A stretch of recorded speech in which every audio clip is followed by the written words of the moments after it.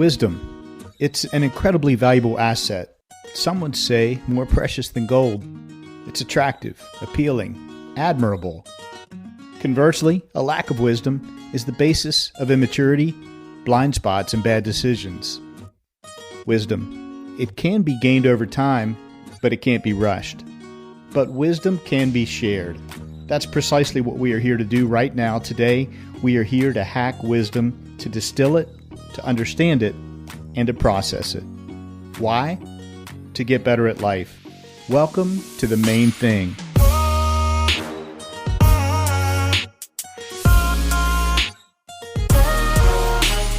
This is your new 9-minute podcast.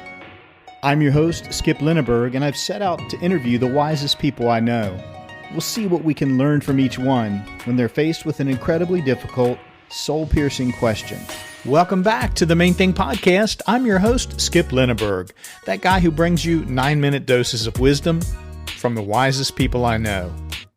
Our special guest today is a longtime personal friend, someone whom I've known since high school and who's gone on to achieve tremendous success. Steve Denton is the CEO of Ware2Go. It's a UPS company. He's a serial entrepreneur with deep expertise in digital technology, e-commerce, and automated intelligence.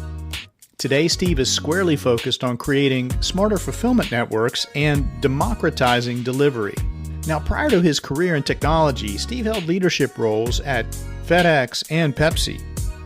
Steve is the father of 2 college students and is married to his college sweetheart. He comes to us today from Atlanta, Georgia. Buckle up and get ready. Over the next 9 minutes, you will discover why Steve Denton is one of the wisest people I know.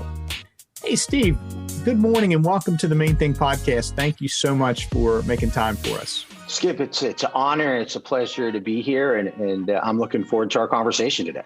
Yeah, I'm so glad that we could reconnect. Steve, I always knew that you had a special spark, charisma, I would say for sure, skills in leadership, skills in communication. And so I wasn't surprised to find when I found you, and we'll tell the backstory here in a moment, that you were a CEO and that you had been a successful entrepreneur.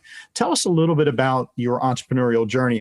What I'd like to hear you talk about and what I'd like you to share with the audience is, where did that entrepreneurial spark come from? And then if you could just give us kind of the elevator version of your startups and exits that are so impressive.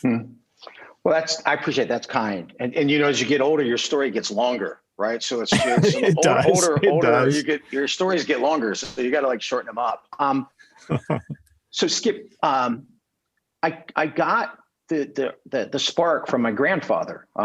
We'll get to this a little later, but the hometown that you grew up in and where my family's originally from, my grandfather owned the old interwoven sock mill there. He actually worked. I did not know that. Yeah, he worked there after World War II as an HR director, and when it went out of business, he bought it and turned it into a warehouse space and a retail space. So my grandfather was a self-made man, and he showed me the value of hard work. And so that's where I saw it. And that's where I got exposed to it and always wanted to do something like that. And then, when I got out of school, I'm not intentional, but I think it was a good path. I spent, 12 years at big companies, Pepsi and FedEx. And I tell a lot of people that's not a bad path because you get trained well, you get exposed to a lot of good people and you learn the things you want to do and maybe some things you don't want to do. I consider myself an entrepreneur. And typically my gigs outside of that first one are large companies want to start some incubated idea. They want to bring an outside team in to do it. And you build it outside the organization, but you got that sponsorship and access. And I like that program for me. And I tell entrepreneurs all the time, you should probably get used to big companies at some point, because if you have a great exit, they're probably going to buy you and you're going to have an earnout. So you're going to spend 2 years there anyway. So you might want to figure out how it works. So. Well, Steve, at this point, we'd better give our audience a little help here because these 2 guys are talking and who are they and how are they connected? So let's rewind the clock. And for the benefit of our audience, would you like to begin that story and I'll chime in with some color commentary? Well, I mean, Skip and I met my senior year of high school. And my dad was in the Air Force. We moved around a lot. I went to 5 different high schools. And my grandparents were from this town called Martinsburg, West Virginia. And my dad was stationed in Guam. I needed to come back to the States and graduate from an accredited high school. So I moved to this town, Martinsburg, West Virginia, where I was born and had never lived there since I was born. And I come back to this town and I show up at Martinsburg High School my senior year. And I got a couple cousins there that I didn't really know, but I met Skip. Skip was kind to me. We developed a relationship, but it's hard. You come into a new school. I mean, I came in from Guam. I didn't dress like these folks, right? I think you all thought I was a foreign exchange student, right? And my grandmother was the high school principal's secretary, right? So yeah, it was an interesting situation, but I got to meet some great people, and Skip was one of them, and that's how I met Skip.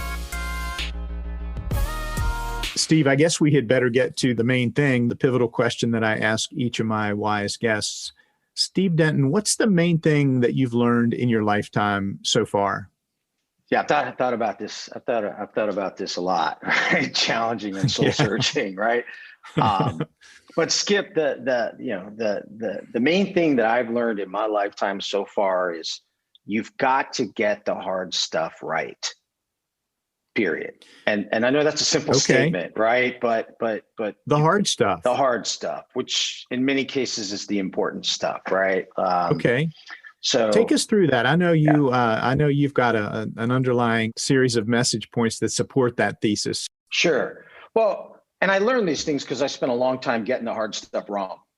All right, mailing it in, and I'll give you an example, like relationships, right? Like probably up until the time I was in my early 20s, mid 20s, my relationships were very transactional. And I think that's because, I went to 9 different schools and I never really needed to invest in people, and it was going to change in 5 months. So relationships are hard, right? Yeah, where there's a marriage, you're raising kids, and that's the hard stuff, right? It's the good stuff, but it's the hard stuff. And you've got to get that right, which means really being intentional about the things you do and the things you don't do, being purposeful with your plan, being purposeful with how you're, it just doesn't happen. Right. And I think you can't just drift through that. No, you gotta stay checked. It won't go well. You can be on cruise control for a period, but it's not going to go well. Right. Same thing with your job. Like when I think about, new companies or setting sales plans or setting business plans, I mean, you've got to be really intentional about that. And it's hard work. And I just find that if you can really focus and say, look, this is going to be hard and I got to get this right. And I'm going to put the effort, the prioritization, the energy to get this right. That's going to yield better results. But to do that, you got to be intentional about the things you do and the things you don't do. And you got to prioritize, because you can't do 50 hard things right. You've got to really prioritize and focus on that. Yeah. And that, I mean, to me, what I hear behind that is that requires some self-awareness, doesn't it? Mm-hmm. And then you prioritize, okay, I'm going to work on these 2 things, but it's easy to get distracted. It's easy to get pulled away from that. So it requires also discipline, which is another part of the hard stuff, isn't it? Yeah. It's a very simple statement, right? You got to get the hard stuff right. But I live by that. And frankly, it's because I spent a long time getting the hard stuff wrong. And I just got to the place where, I really got to get the hard stuff right. And once I started focusing on that and being very purposeful and intentional and disciplined about it, things started getting better for me. My relationships, being a dad, being a husband, being a leader. So all of those things. Give me an example, Steve, of when you personally recently had to tee up another one of the hard things that you stepped up to and were intentional about. Can you share with us a personal example? Sure. I mean, just like currently I'm running a company here in Atlanta, and it's a great company. It's growing fast, but we get to this crossroads from a technology standpoint of where we need to invest, where we're not going to invest. Current platform certainly could get us the next couple of years down the road, but wasn't going to get us where we needed to be 5 years from now. And had to make some decisions today. And that required spending a lot of time, like really spending all of 2020, not doing any new product development and watching on the old platform, right? And watching a lot of opportunities go by the wayside, watching a lot of customers struggle with that, but being very intentional about like what we're building for you is going to be what can support you in 2021, 2022, 2023. And that was hard, right? Because when you're growing fast and you're just trying to take advantage of market conditions, you're tempted. You want to be opportunistic, very right? opportunistic, but at the same time, like, what are you building for it? And it required a lot of hard conversations with people around resetting expectations and having those hard conversations around this is not what we're going to do and this is what we are going to do, and explaining the why. But at that point, right, you've debated, decided in delivery time. So it's just a trade out, right? And those are the ones you have to make, but short-term gain versus long-term wins.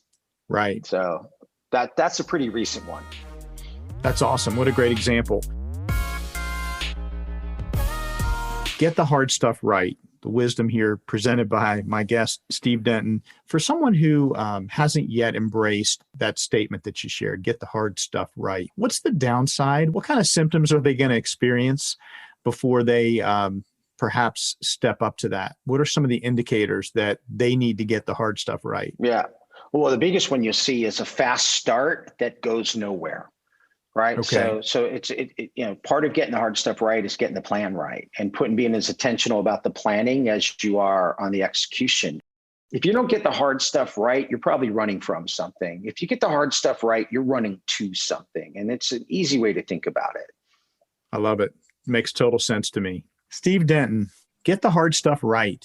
Great wisdom. Thanks for sharing it. Thanks for coming on. And thanks for just reconnecting after all these years. Thank you. Wow, 9 minutes is up. That goes by incredibly fast, doesn't it? Time flies when you're hacking wisdom. I hope you're left wanting more. Sync up with us again next time on The Main Thing for 9 more minutes of wisdom.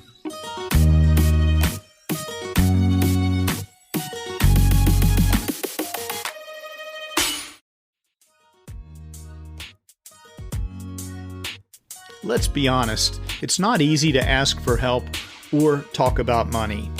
Hey, it's Skip here, and many listeners like you continue to ask me, what do you need to continue to develop and build this show?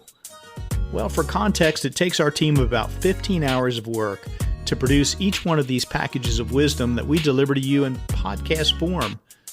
Really, what we need as we enter season 3 of this show is funding to cover our costs.